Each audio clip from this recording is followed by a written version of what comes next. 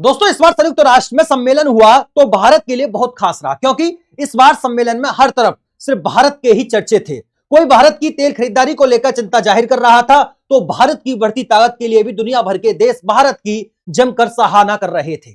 खास बात यह है कि इस बार के सम्मेलन में भारत और चीन एक दूसरे के बहुत करीब आ गए। इतने करीब कि चीन अब भारत को संयुक्त राष्ट्र में बदलावों को लेकर खुला समर्थन देने लगा है। जी हां दोस्तों, भारत लंबे वक्त से संयुक्त राष्ट्र सुरक्षा परिषद में बदलावों की मांग कर रहा था, लेकिन हर बार भारत की इस मांग में अड़ंगा अड़ाने वाला चीन बनता आया था। लेकिन इस बार ऐसा नहीं हुआ। चीन ने तो इस बार भारत को खुला समर्थन दे दिया, भारत की मांग को खुला समर्थन दिया। भारत जो संयुक्त राष्ट्र में सुरक्षा परिषद के बदलावों की मांग करता आया, अब चीन ने भी खुले तौर पर ऐलान कर दिया है कि वह भारत के इस मांग में उसके साथ खड़ा है। दोस्तों, संयुक्त राष्ट्र से अलग भारत ने एक बड़ी कूटनीतिक जीत हासिल की थी। भारत ने ब्रिक्स देशों के साथ एक ऐतिहासिक बैठक की और इस बैठक की अध्यक्षता कर भारत ने साफ कर दिया कि कैसे अमेरिका की जमीन पर ब्रिक्स देश मजबूत होने की ताकत रखते हैं, यूएन को सीधी चुनौती देने की हिम्मत रखते हैं। और इसके बाद सामने आया ब्रिक्स देशों का जॉइंट स्टेटमेंट।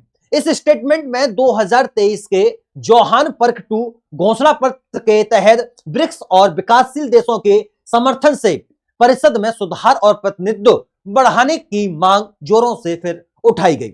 ब्रिक्स देशों की तरफ से खुले तौर पर एक पत्र जारी किया गया।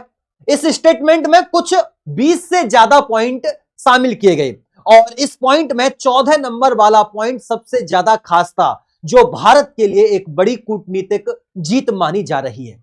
दरअसल इस 14 नंबर के पॉइंट्स में खुलकर ब्रिक्स देशों ने इस बात का समर्थन किया कि भारत को ब्राजील की सदस्यता की जवाबदेही संयुक्त राष्ट्र में होनी चाहिए। जोहान्सबर्ग के घोषणा पत्र का जिक्र करते हुए कहा कि संयुक्त राष्ट्र में व्यापक सुधार की आवश्यकताएं हैं, जिस पर फिर से जोर दिया गया।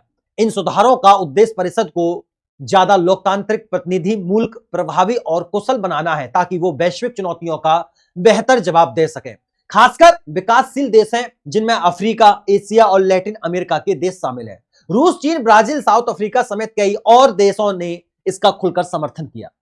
गौर करने वाली बात यह है कि संयुक्त राष्ट्र में जब जब भारत को सुरक्षा परिषद में जब जब स्थायी सदस्य के तौर पर मान्यता देने की बात आई है, तब तब चीन ने इसका विरोध किया है। लेकिन अब मानो संयुक्त राष्ट्र सुरक्षा परिषद में स्थायी सदस्य का रास्ता खुद साफ हो रहा है। चीन की तरफ से समर्थन बता रहा है कि चीजें अब भारत के पक्ष में जा सकती हैं। इन बदलावों को लेकर भारत की सुरक्षा परिषद में स्थायी सदस्यता और वीटो पावर प्राप्त करने की संभावना अब और मजबूत हो गई है। भारत लंबे समय से यूएनएससी के स्थायी सदस्य और वीटो अधिकारों की मांग कर रहा है, जिससे वह वैश्विक स्तर पर अपनी भूमिका और प्रभाव को और ज्यादा बढ़ा सके। और अब ब्रिक्स देशों की तरफ से भी समर्थन बता रहा है कि यह रास्ता अब और आसान हो चुका है। उम्मीद करता हूं यह सेशन आपको अच्छी तरह से समझ में आ गया होगा। अगर समझ में आ गया है तो वीडियो को लाइक करें, चैनल को सब्सक्राइब करें।